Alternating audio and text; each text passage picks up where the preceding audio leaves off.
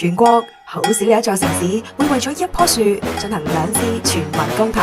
民國嗰時，木棉就曾經被推舉為廣州市花。嗰個時候就有人話佢開得挺拔，落得壯烈，就好似呢一座英雄城市嘅性格，頂硬上，幾大就幾大。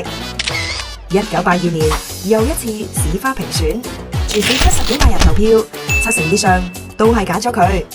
跨越半個世紀，呢一份鍾情始終冇變。英雄樹力爭向上。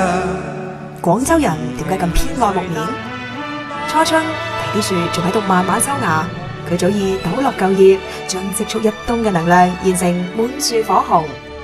呢個就係嶺南成日講嘅英雄氣，敢為人先，勇立潮頭。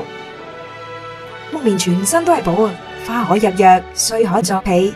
呢一份實在同溫柔，就好似呢一座城市咁，外表低調，心裏卻藏住一團火。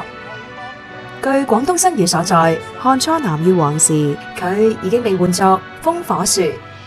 一棵樹守住呢一座城，看盡烽煙起落，見證人間煙火。如今市區最老嘅嗰株木棉立喺中山紀念堂，300幾年嘅風雨，佢見證過廣州人抗英、革命、起義、建設。佢見過呢一座城市最難嘅時刻，亦都見過佢最暖嘅日常。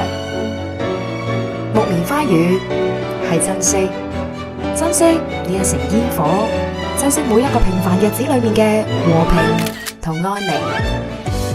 有人話讀懂木棉就讀懂咗廣州，彼此見證，彼此成就，好一朵花，好一座城。